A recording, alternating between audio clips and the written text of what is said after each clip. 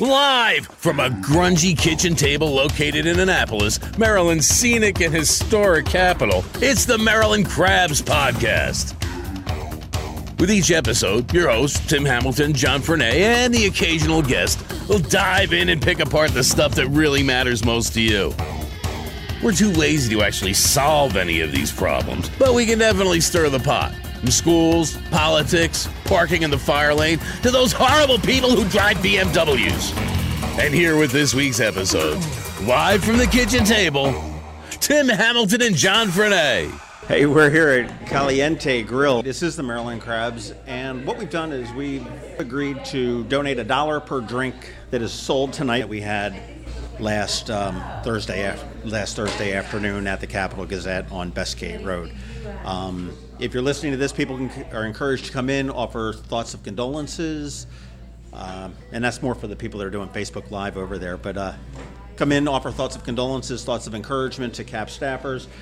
Just your thoughts on the whole thing. I mean, if you want to come in and just tell us how you're feeling, that's fine. It would be just tell us who you are, where you're from, and buy a beer or two. Drink responsibly, of course.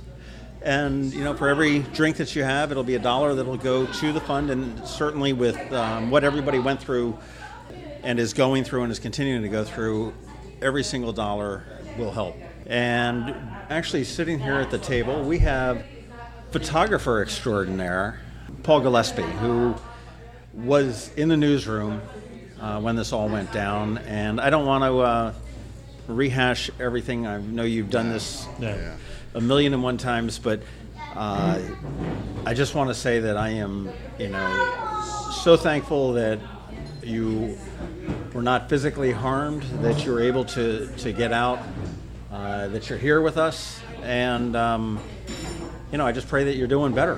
Thanks, John. It was very scary, and I'm very lucky to get out. I mean, I lost 5 of my close friends who I worked with for a long time, and it really leaves a giant hole in my heart and in the heart of our newsroom.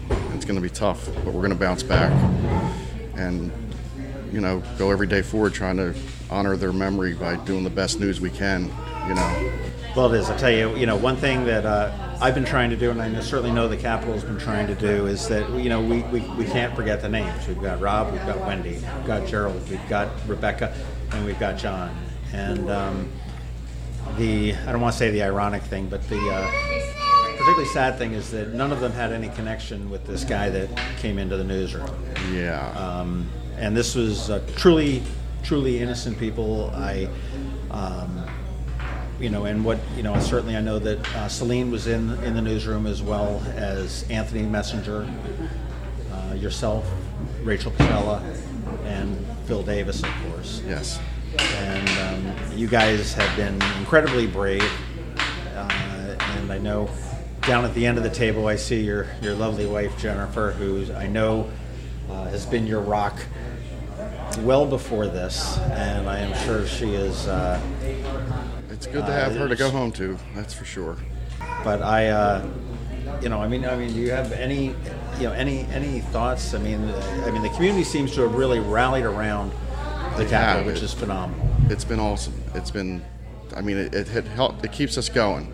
I was in our temporary space today for a little while because we were honored to have the Washington Capitals bring the Stanley Cup by. I heard there was a trophy or something in town today. Players weren't there, but the equipment manager was awesome and brought us the cup, and we didn't have to wait in line like downtown. Right, in the heat. So.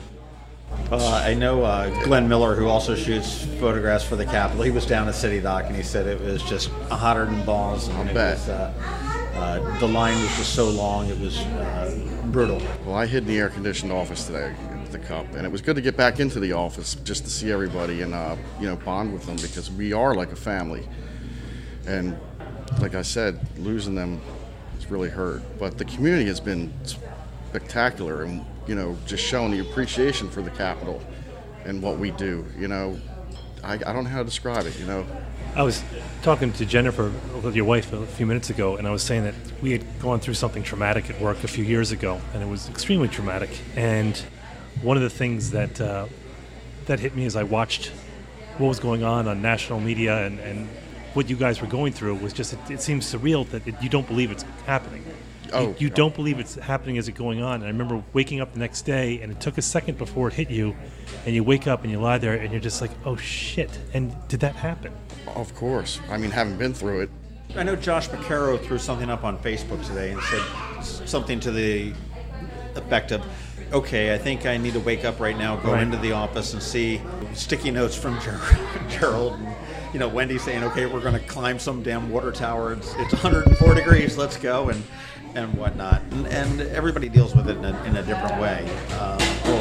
I still feel like while it was going on, it felt like, I can't believe this is happening. I cannot believe this is happening. Right. Is this really happening? I'm going to die underneath this desk.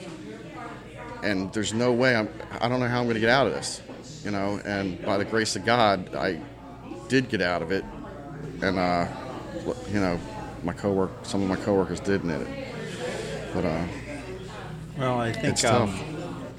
I think it was just watching the community as the day seemed like it went on forever. But just on the other side of it is that, I mean, John texted me when I was driving. I was up in New Jersey. And it started as, you know, a text. He goes, there's something happening at the Capitol. There was a shooting. And I thought he meant the Capitol building.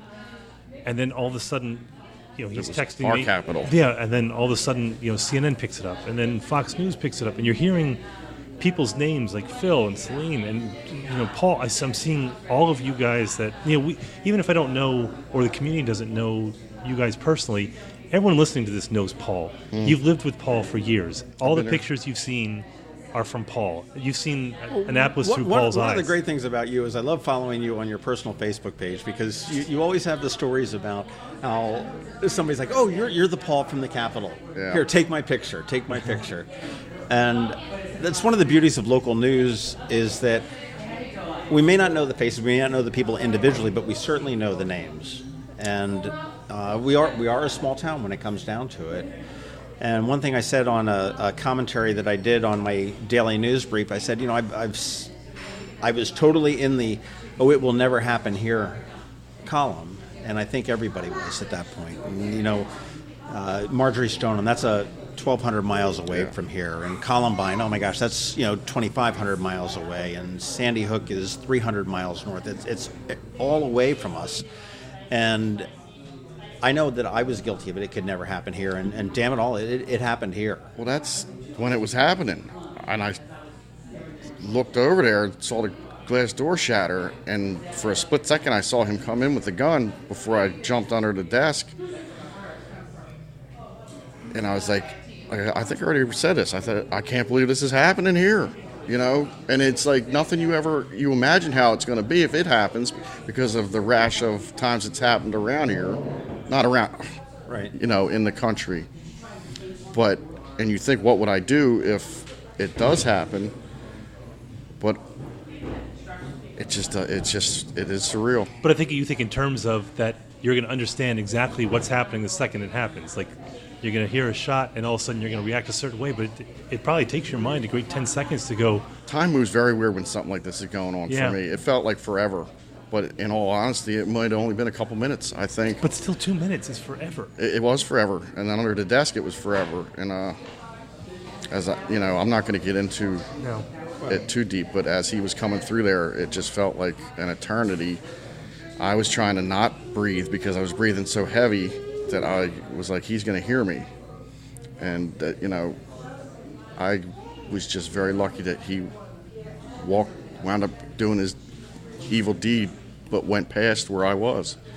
And I was able to get up and run out. I'll tell you, I think that, and you may not think so, or you may, but I mean, there's been so many acts of heroism that have come out of there. And it doesn't necessarily mean, I had heard that Wendy Winters had got up and was, you know, Wendy put up a fight. Perhaps looking to stop the gunman. I did, you know, from where I was, I could hear her. The only word I remember her saying was no, and it was a defiant no, like, no, you're not going to do this. Right. But from what I've heard other people say, she said, no, you stop this now, or something like that. But it's all just, you know. But there's so many heroes. I mean, you look at Phil, who was tweeting. You look at certainly Anthony Messenger, who, and I believe it was probably Celine that turned around and tweeted. I think I had heard that he had handed the phone off to her or something. But certainly the first responders that came in there. And Chase, one thing for sure, we're going to publish a damn paper tomorrow. That was a great tweet. And great quote. You look at the adversity that you and Chase and Phil and Celine and Rachel and, it goes on and on. Rick Hutzel are going through, are going to continue to go through.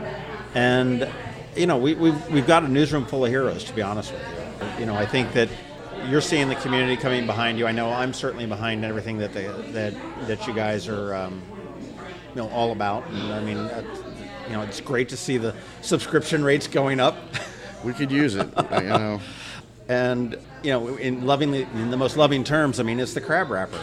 That name sometimes used to get to me, but y'all can call it whatever you want now, as long as you subscribe and support us the way you have been, because we really appreciate it. It's important. It's important. Yeah. And as some people have said, it's you're not always going to say something that you agree with, that you like.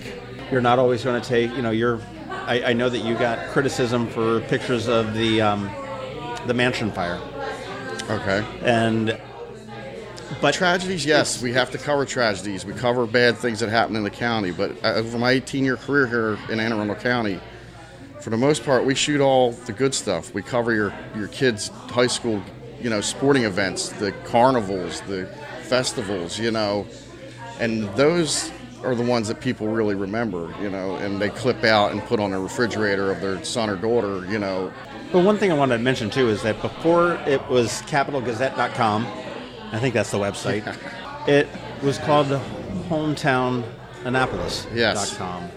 And that's really what the Capitol is. That's what Capital Gazette Communications, and to keep Dave Abrams happy, there is no such thing as the Capital Gazette. It doesn't exist. It's the Capitol. Yep, but there's also the Maryland Gazette. Right, and the Crofton Town Crier. Don't make me list them. And there's the North County... No, I don't know. I don't know what. I know I shoot for them all, and Josh McCarron and I cover the county. Right. So, and sometimes up in Frederick. Wherever they need us to go, we go, and we're happy to do it. I don't want to take a whole lot of your time. I want to buy you a beer for sure. Jennifer, do you have any thoughts? Do you want to say anything or not? You can say no. I mean, that's cool too. It's just been very emotional the past couple of days, and I just wanted to thank everyone for the outpouring of support to Paul and his co-workers as they're trying to get through this. And we also wanted to thank the police and the first responders and the city of Annapolis for inviting them to be in the parade tomorrow. And it's just overwhelming, and I'm sure I'm leaving somebody out, I'm sure. And it's not intentional. Everyone from Anne Arundel County, Annapolis City, the United States, and even the world we've heard from, and it's been spectacular. Jennifer said you got a basket from Toronto. The Toronto we did. Star. That's amazing. Stuff just I was only there today I was there for a while, longer than I probably had planned, but in that time, stuff just kept coming. The woman kept bringing stuff in, and it was incredible. I mean, there's so much food there that, it's like election night on steroids. It's crazy. It's like we almost need a schedule for people. Okay, well, tomorrow we have, don't send today because we're all booked up. But thank you. So it was on, I was at the beach when this all happened. I got to the beach, and we were next to some people at the beach that we see year after year. They have a place up at our place, too. And they lived across the street from the shooter at Sandy Hook. So they lived directly across the street from him. And when they said, "How are you guys doing?" my wife and I said, "No, we're fine." Why? They said, "Well, no, how are you guys doing?" And I said, "We weren't in the building. We weren't." They said, "Yeah, but," they said, "we've lived in that town in Connecticut forever." And they actually ended up moving because they couldn't stare at that house every day. Well, it seems like the tragedy here, it's shared among us all. I mean, yes, us Capital Gazette employees, and especially the ones that were in there and the ones that didn't get to go home with their loved ones are the most affected, but it has affected everyone. I mean, they all, and I can see it on social media, they all put their post out and they all get sympathy, and it's great because that's what the best part of social media is coming together to help people instead of tearing them apart. Well, it is. I remember the day, we're looking for friends at the Capitol to make sure that they were okay, and I remember somebody had snapped a picture of you, Yes, and that sort Colleen of showed up. Dugan There was Loesch. Paul standing at the back of a police car. She was a photojournalist at the Capitol in the mid 2000s. You know that's what it was. And I know as we got a little bit further along, as opposed to restating who was safe, because it is a family, because it is a small community, we stopped that because now we're getting down to process of elimination, and that's when I started getting torn up when I knew people weren't coming out alive, and it broke me up because I knew, from the get-go, but when I first came out, I was hoping that it was just going to be a lot like people injured, that they would not, they would get better. But then after I got done talking with the police and I got to call Jennifer, she let me know that 5 people were killed, and I knew who they were because I was I knew who 4 of them were, and it just made my heart ache. And then later on, after they announced the names, and our wonderful staff had written all the pieces about them, and they started hitting social media and our website and stuff, and this pictures started popping up of them smiling, pictures I photographed like from their company bios. It was hard to see them come constantly rolling through social media. And then that night, whenever I closed my eyes, I would still see those pictures. Yeah. And it was hard. And that's part of the reason why I'm having trouble sleeping, is just thinking about them. Well, you've got a whole county, you've got a county of 500,000 people, you got a city of 40,000, countless friends. In the days and weeks and months to come, just make sure that you're leaning on them, because we're here for you. I know, y'all are awesome. I would say give me a call, but I know you don't have your phone back yet. Yeah, my phone. I have phones. They're just not the ones that.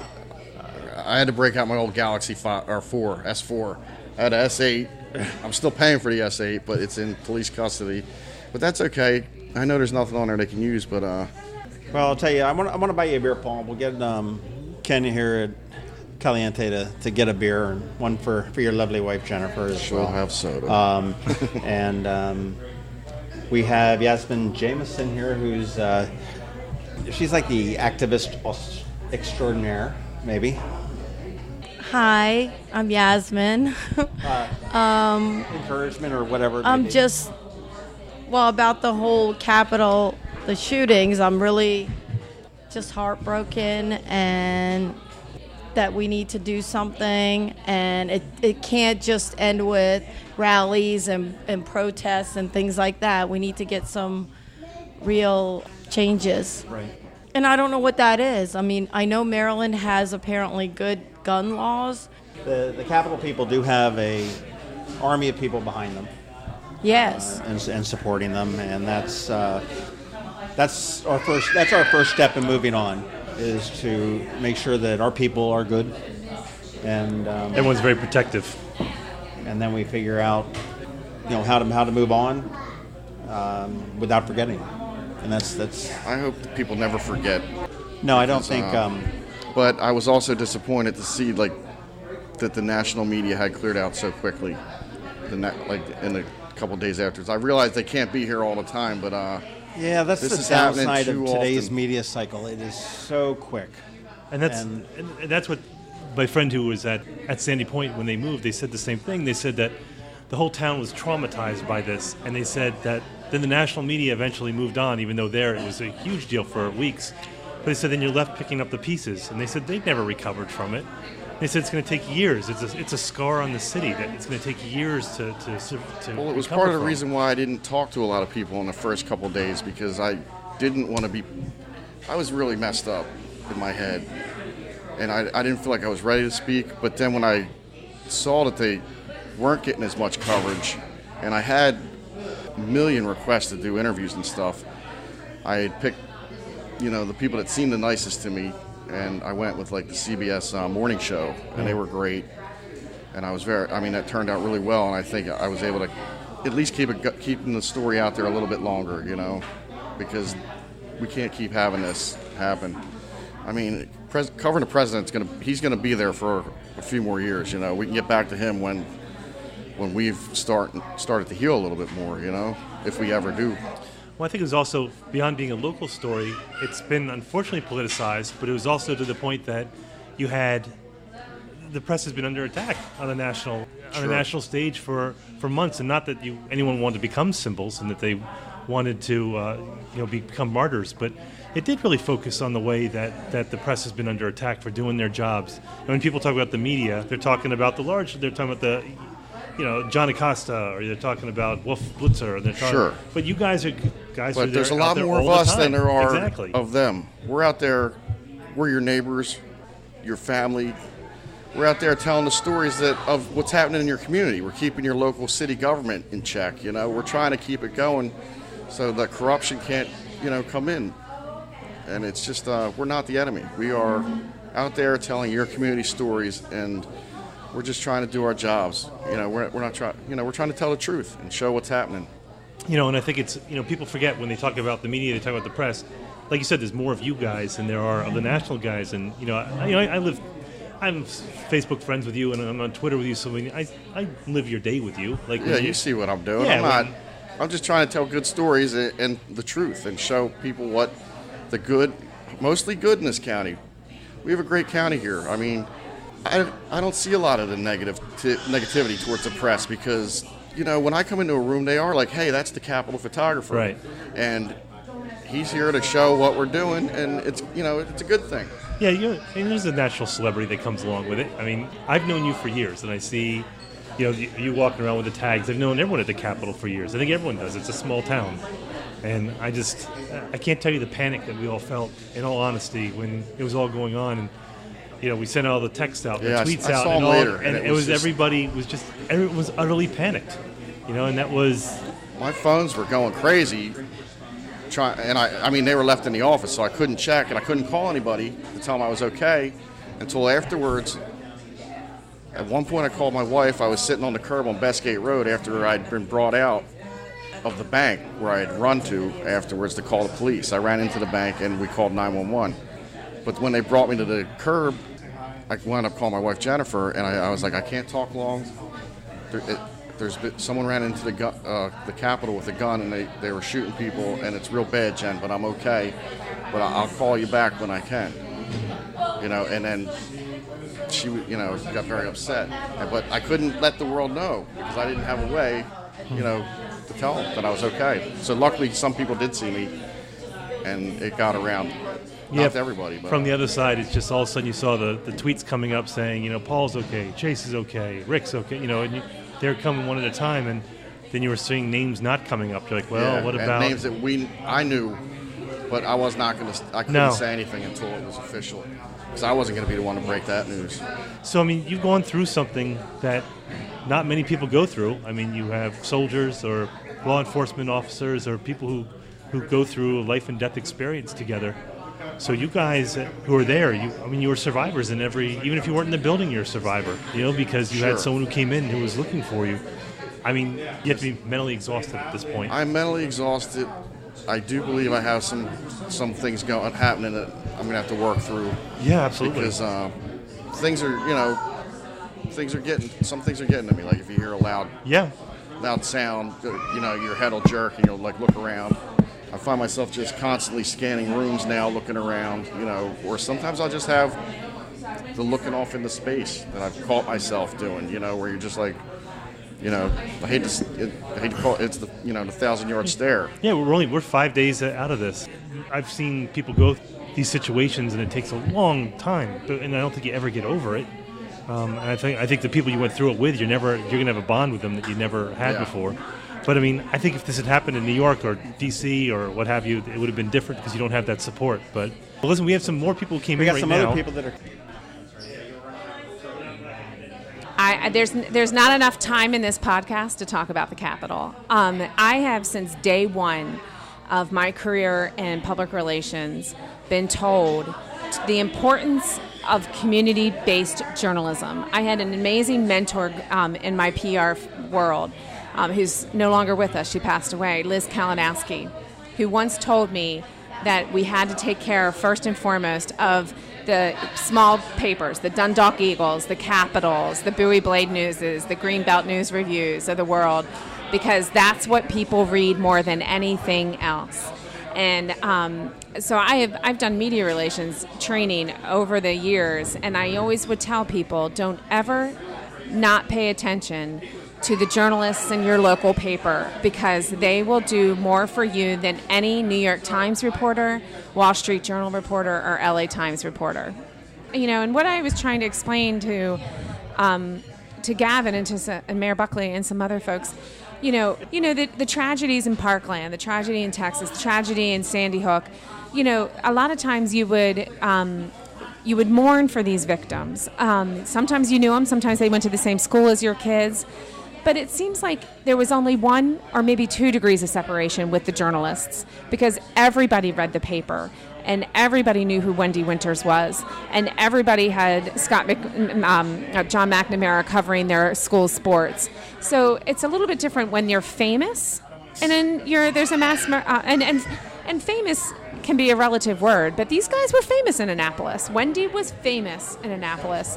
And Rob was famous all over because of his work in Baltimore.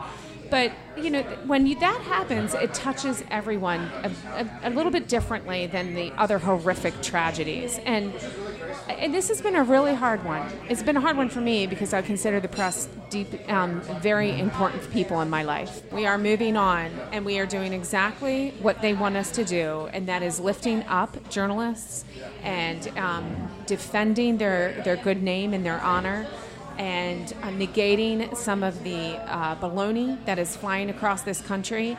And we're feeding them great news stories. Bless her heart, Danielle called me today and asked me about the budget. And I'm like, really? I got to talk about the budget? And as Chase said, when we had a briefing yesterday for the logistics for the 4th of July parade tomorrow, and Chase said flat out to everyone in the room, we will still continue to be a pain in your ass. And I just thought that was the best thing he could have said. Because, we need them. We need them to tell our stories. We needed to tell them, or to connect what we're doing in City Hall with the people. Community-based journalism is sitting through 3, 4, and in Danielle's case, 9, 10, 11-hour budget meetings to tell the citizens of that community what these budgets mean to them, what the zoning changes mean to them, when a road is being paved. And that's critical information that people really, truly appreciate. And again, I'm droning on and on and on, but this is why we wanted them in the parade tomorrow, because so many people have reached out to Mayor Buckley, to me, to people on the staff. How can they help? Do you know of where we can give services or where we can give money? And how can we show their appreciation? Do you have an address for them? Things like that. Show up tomorrow. They're going to be in the parade, and they want to feel loved and appreciated and supported. But also right behind them will be our first responders. And I think in light of the letters that we now know about that were mailed on the day of the shootings, where that, can I say son of a bitch on this broadcast? Says that he wanted to kill every single person he possibly could kill. And to know that our officers and the county's officers were on that site within 60 seconds and in that room within minutes to stop him from further hurting anyone else, we would have had 11 victims instead of 5. It's just, it's a little bit breathtaking, but to think that this paper goes back to, I think, 1727, I think I might have that date right. To think that the Maryland Gazette, which was what it was called back then, documented our founding fathers writing a constitution that we are celebrating tomorrow, that the Gazette was the paper in town writing about the resignation of George Washington. They will go on. We will never, ever forget Wendy, Rob, Gerald, John, and Rebecca. We'll never forget them. But this paper's not going anywhere. And in fact, it's getting stronger. And I said this publicly today, so I guess it's on the record now.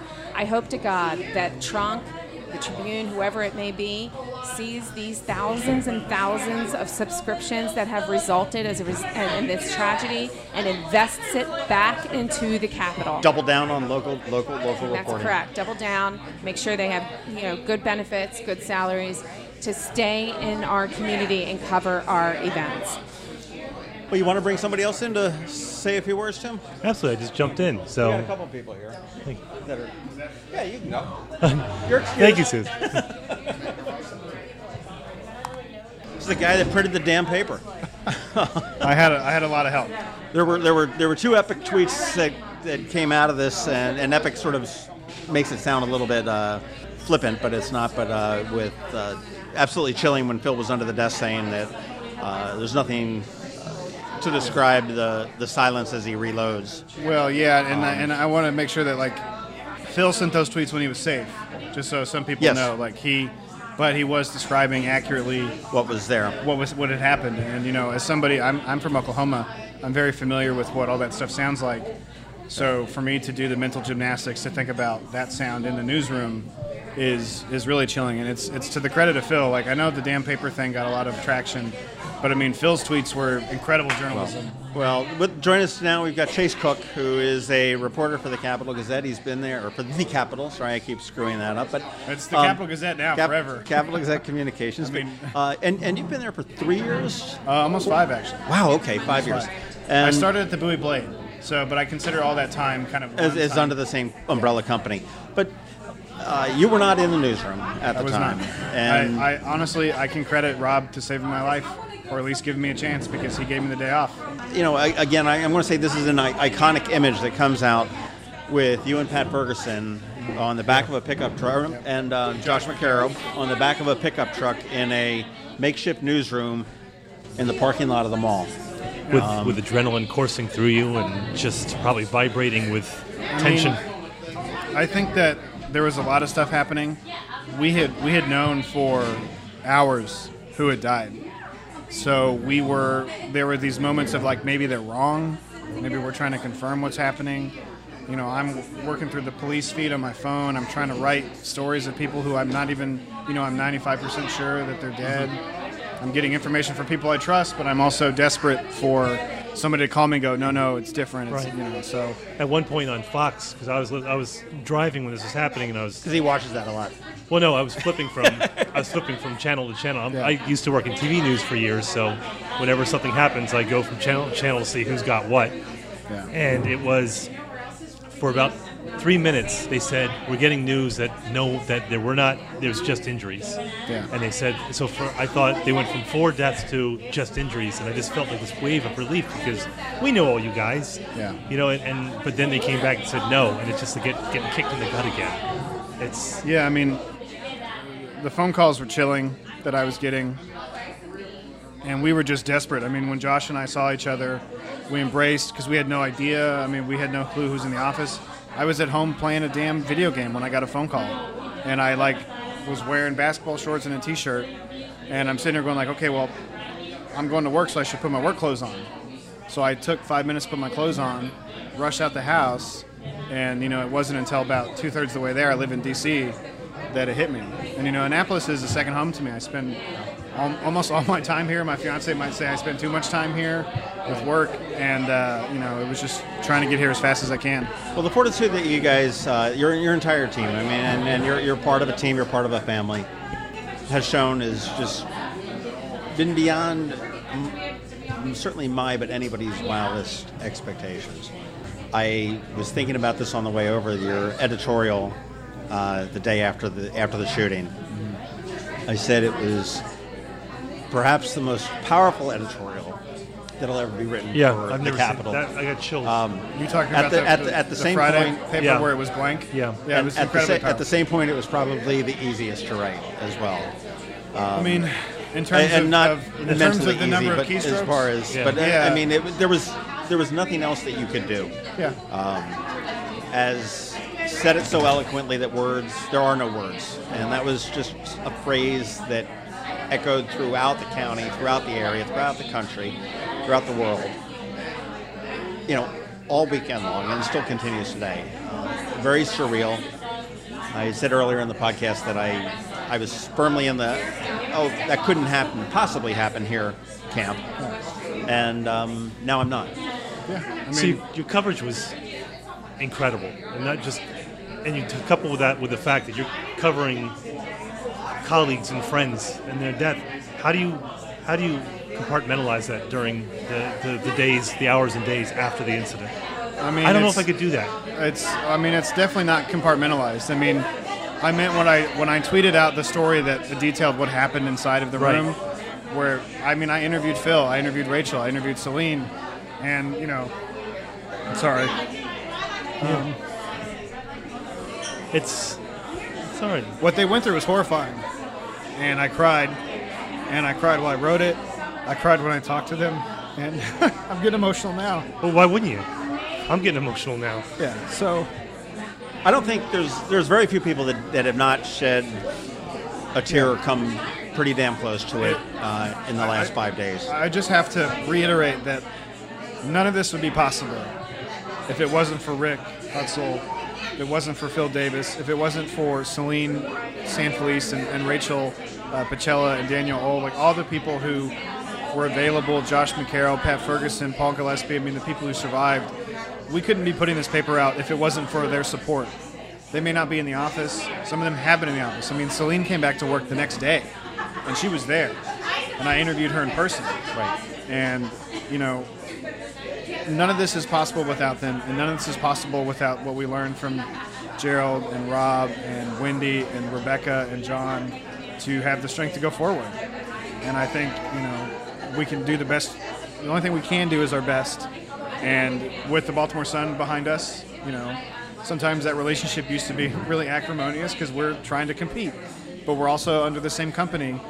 But now that, we've got hands on each other's shoulders and we're working together. The coverage from the Sun and the reporters from the Sun, you could see that empathy on their part because they were, brothers and sisters in arms. And I think some of them worked at the Capitol. Yeah, but you could just, it was the tweets and it was the messages that I saw from some of the reporters and people that we know who's worked at the Capitol and no longer are there, that, it was amazing how ferociously protective they were over you guys. And it was like a family. Like I saw it's another world on Twitter.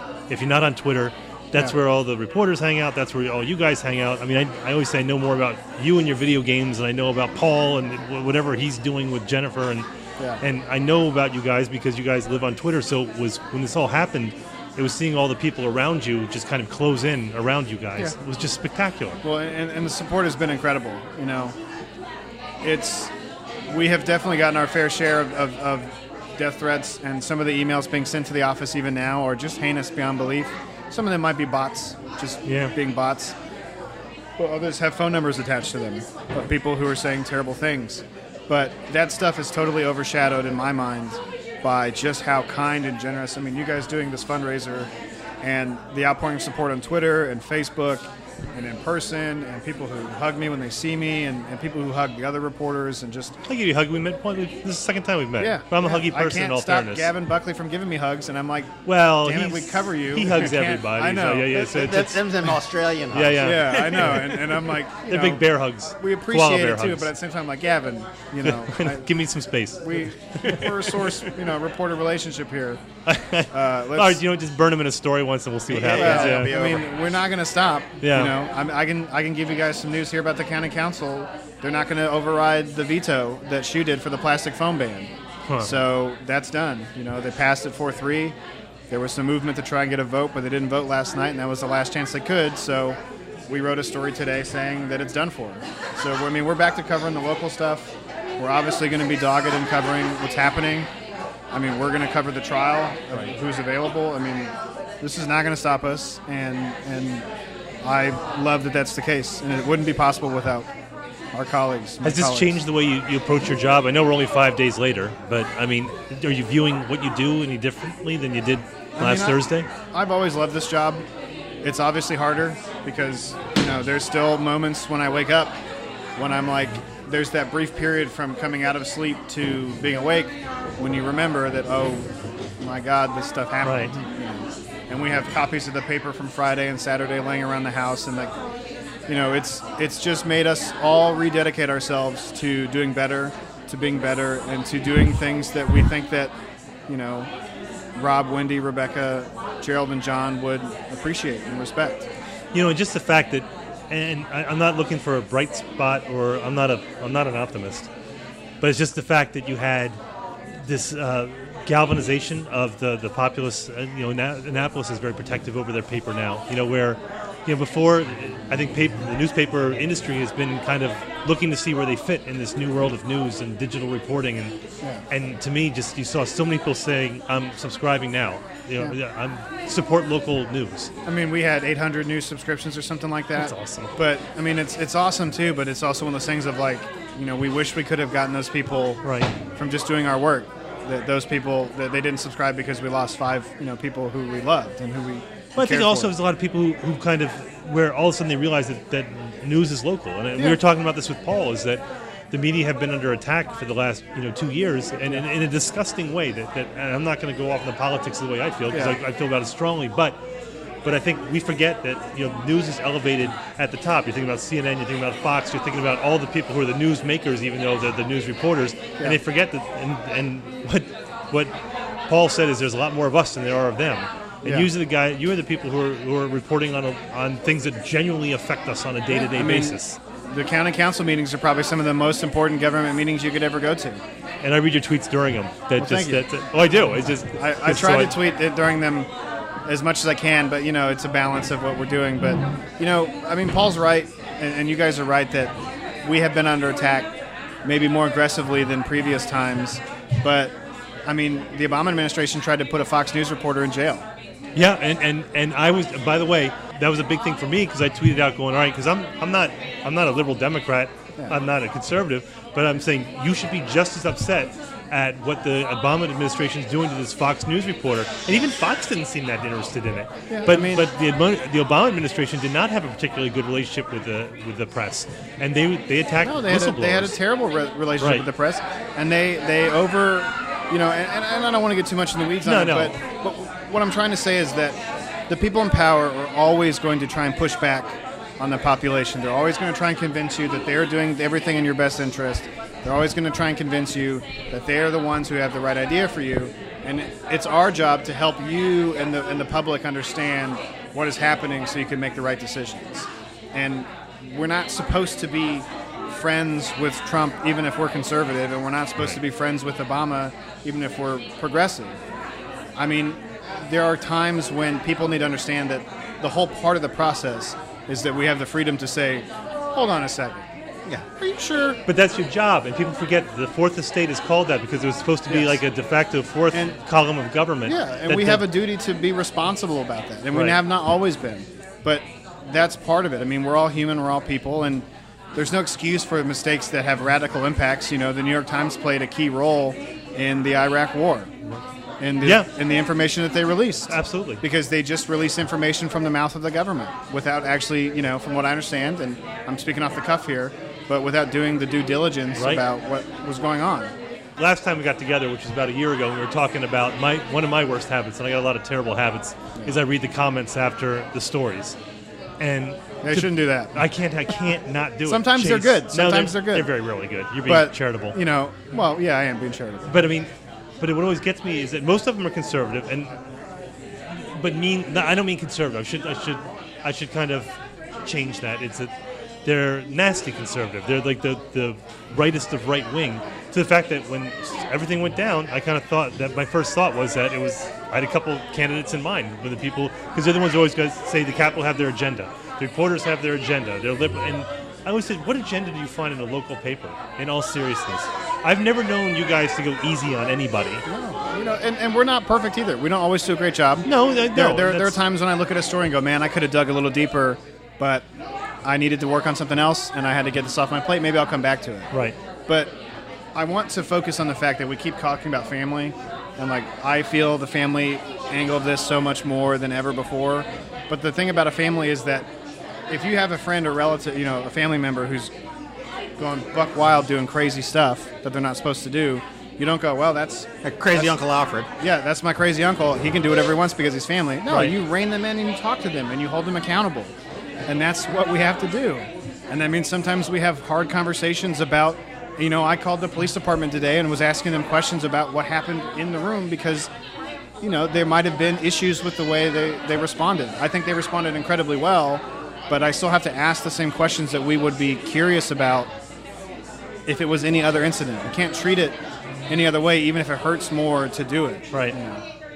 John's friends with everybody in town and all the PIOs and everything, but I'll see him sometimes. He goes after the Annapolis Police Department or something else, and I cringe because I couldn't do that. Yeah. When I worked in TV news, I was more on the other side of it, so I didn't have to do that. But there's a lot of tenacity that goes along with being a reporter that you can't be friends with everybody. Even in a small town like this, it's hard because you're gonna have to turn the screws at some point, and that's your job to do it. And if I ever feel like somebody's too close to me, I will like sit back and be like, are we really looking at this in a way that's being fair to the coverage of the county?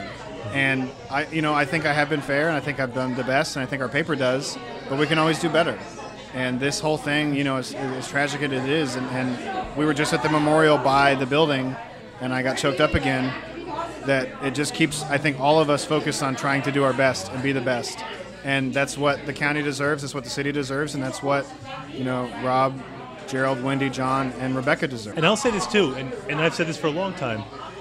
When we talk about newspapers in general, and people are saying, well, it's outmoded and it's for an older demographic, but most of the reporters who've come through the Capitol are young, like you and Celine and well, the Capitol is a very transient business. Yes. I mean, young reporters come in, and this is something that Rob Hyacin was outstanding at, is mentoring these young guys and teaching these, the young bucks and kicking them out and moving them on. And there's up. been some top-notch reporters who've come through. Yeah. And I mean, I don't expect Chase Cook to be at the Capitol in 20 years from now. I mean, there are I'll say oddballs, but there are some odd people that will.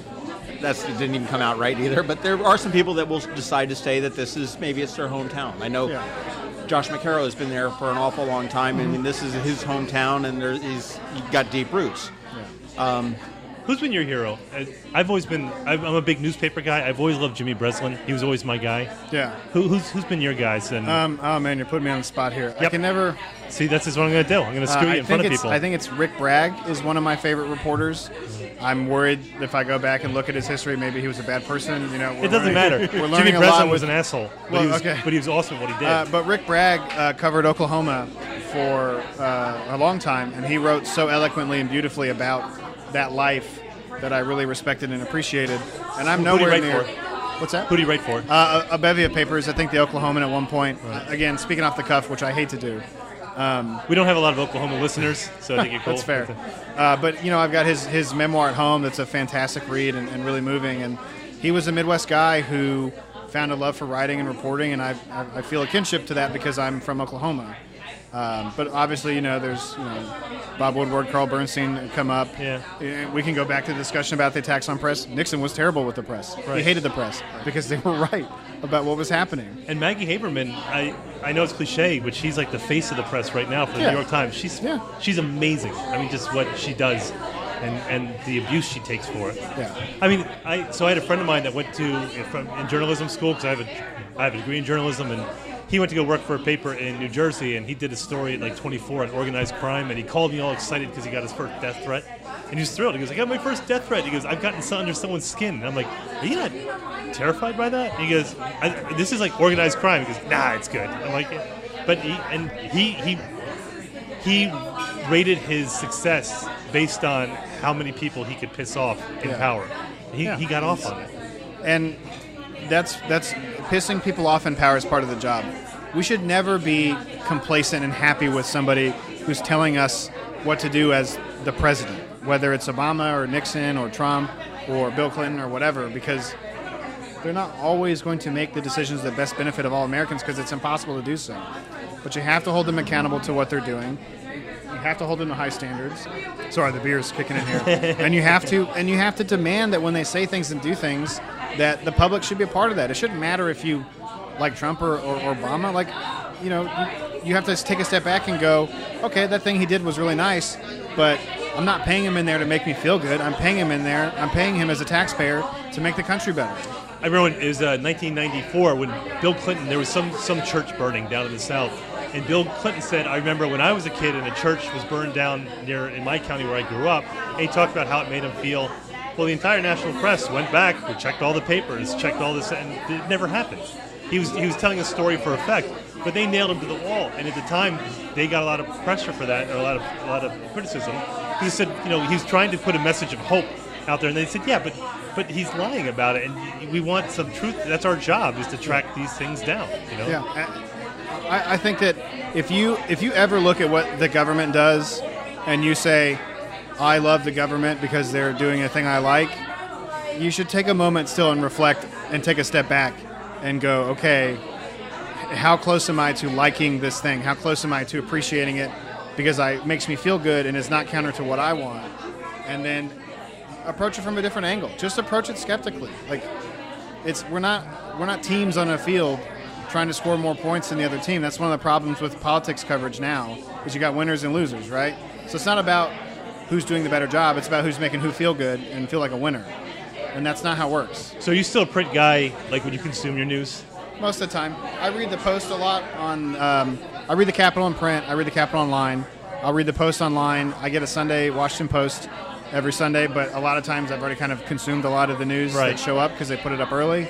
But it's nice to have, and my birds love to chew on the newsprint when I'm done. So someone gave me some advice. They said, because I get really worked up about the news, and they said, they told me to go on a news diet. They said, just read the papers on Sundays because that's the most important Sunday stories. Everything else is just fluff.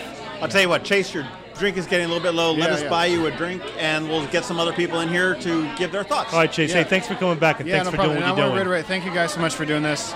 We love you. I can't wait to get back to bothering people and being a pain in the ass. And again, we appreciate this, from the bottom of our hearts. Thank you so much. And subscribe. Joining us with maybe a familiar voice, this is George Young with DMV Weather, and you ventured across the bridge. Any thoughts on what's transpired in the last 5 days?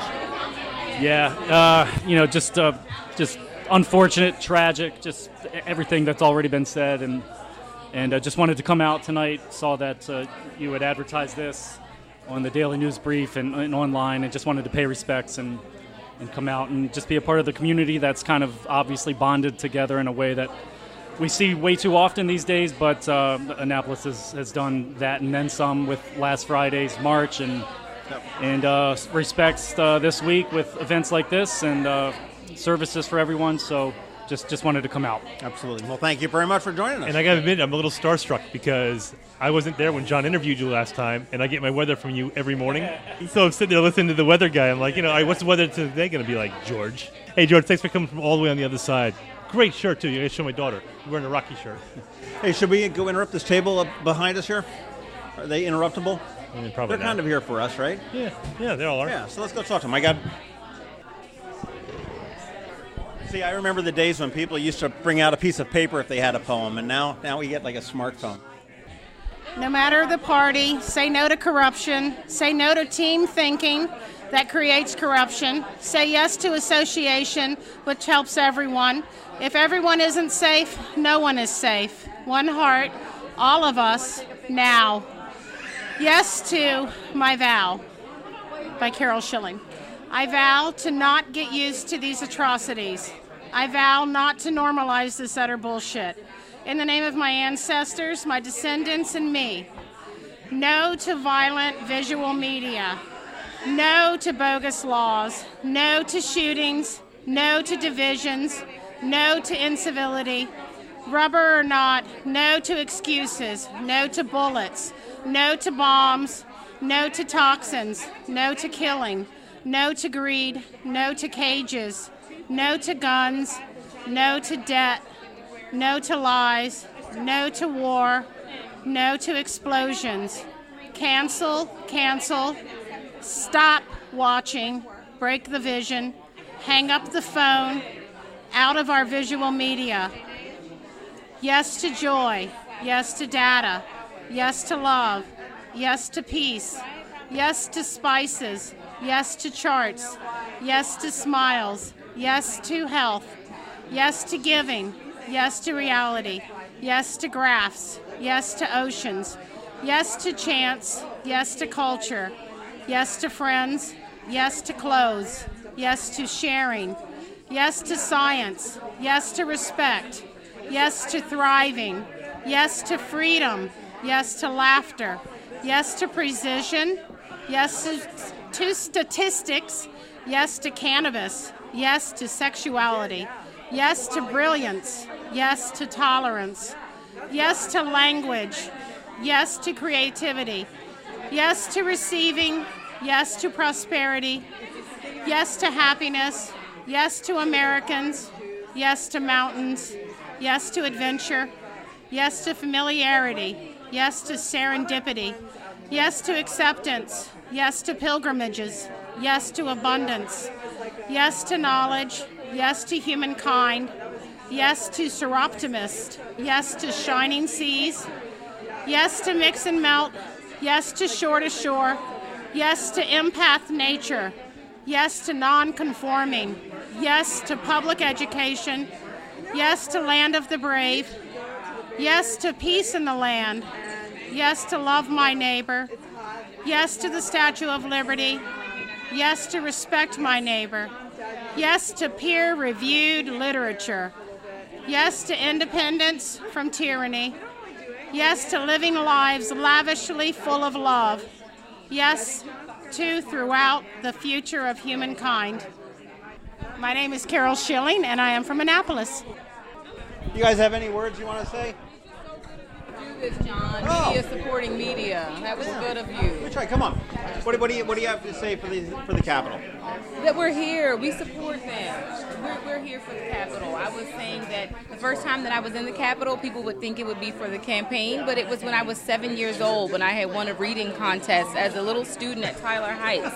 But that's what the Capitol is to the community. Like, it makes everybody have that opportunity to feel like a local hero. That's what kind of paper the Capitol Gazette is, and that's what it means to our community here. So it's like when you mess with the Capitol, you mess with all of Annapolis because we are all a part of that paper. That's what the Capitol is. So I had to come out tonight and just show my support and just be face to face, to see Chase, to see some of the other reporters, and to just know that they're okay because I had the opportunity to see them face to face. So thankfully, we have the opportunity to get together and let them know that we're here for them. Well, I tell you, we do have 500,000 people in the county. We've got 40,000 or so in the city. We do have their back. That's for sure. That's for sure. Thanks. Yeah. Do you have anything to say? I used to work at the Capitol, and Cindy, right? Yeah, hi, you recognize me. Although I don't go by Cindy anymore. I went back to my Chinese name. Which is? It's Bing. Bing? Yeah. Bing, like the Yes. search engine that doesn't work. Yes, it's like the search engine that doesn't work, exactly. Okay. Yeah, it's so heartbreaking for me. I loved Rob Hyacinth. I'm sure you knew him. Gerald, I got such a soft spot for Gerald, he was just the sweetest dude, and he had the wittiest things to say when you don't expect it. And the Capitol gave me a shot to be good, to do journalism when they didn't need to. I, was a young kid who didn't know a thing, and they built me up from nothing into someone who could write and report. And they were patient and they were kind, and I made some of the best friends I have today. So I drove down from Pennsylvania, and you can see where are you at now? Clothes. I'm in Allentown now. Morning call? Yeah. Okay. As you can see, I don't have clothes because I just drove down as soon as I realized how important it is to be down. So I didn't pack anything. So I guess it's comforting to be with everybody, to be with Chase, to be with Phil, to be with Rachel. I just knowing that my presence, at least is somewhat of a comfort, I guess is the only thing I can do at this point. You know what I mean? Right. Well, I tell you, you talk about Rob Hyacinth, and one thing we've heard all along is that he liked to take young bucks or buckettes or whatever like you under his wings and mentor them. Yeah. And I wouldn't say kick them to the curb, but kick them out the door and send them on to bigger and better things. And the Capitol is a young. It's a young paper. That is it has, literally what Rob did. Yeah. People come in and they move out and they move on to bigger and better things, and that's a great loss for the Capitol to lose somebody like Rob that is able to mentor people like that. And I jokingly say it, throw them out the door, but that's it. Okay, you've got your wings, go fly. That's Rob. Yeah, he did that for a lot of different people. I was joking this weekend because I met so many Capitol alums this weekend. We were all talking about, I thought I was Rob's favorite. Look, I thought I had a special friendship with Rob. But so now the truth's coming out. Now he's telling all the same story. Well, no, it wasn't even like he told us you were my favorite reporter or anything like that. But he was just such a kind person, and he gave us all confidence. I think that's the biggest thing is when you're young, you're like, oh, I don't know anything. Like, I don't deserve to be a reporter. But he, like, always believed in us, even when we had no confidence. So it made us all feel special. And, you know, this weekend, it actually makes me happy to know he did that for so many other people. And everyone thought they were special. But you know, that was how he treated all the young reporters, you know? Well, he's a fantastic guy, a tremendous loss. And, you know, I've said it a number of times throughout the podcast, but, you know, the names we can grow from this, we can move on from this, we can get stronger from this, but we can't forget it.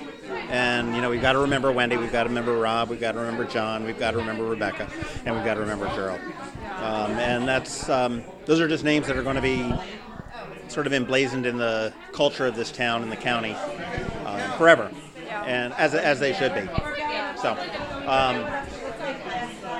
do you go by Huang, right? Huang, yeah. Huang. Okay. Cindy Bing Huang, yeah. Coming down from Allentown, Pennsylvania, the Morning Call. Thank you very much for coming down to support your whole family. Of course. We're here with Julie. You want to have any words of encouragement or anything? I do, John. Thanks for asking. It's such a hard time for our town, but what those people were doing, what they were writing was so important to us to hear and to read and to share. And I think that this is an opportunity for us all to remember to take people's opinions and not judge, maybe just listen and be a little bit more compassionate and open, and hopefully this will bring us together. This has been the Maryland Crabs Podcast with Tim Hamilton and John Fernay. Sure to follow them at all the regular places, Facebook, Twitter, YouTube, and online at themarylandcrabs.com. Take a moment to rate us on iTunes. Now, get the hell out of my kitchen. Seriously, go! You're still here? It's over. Go home.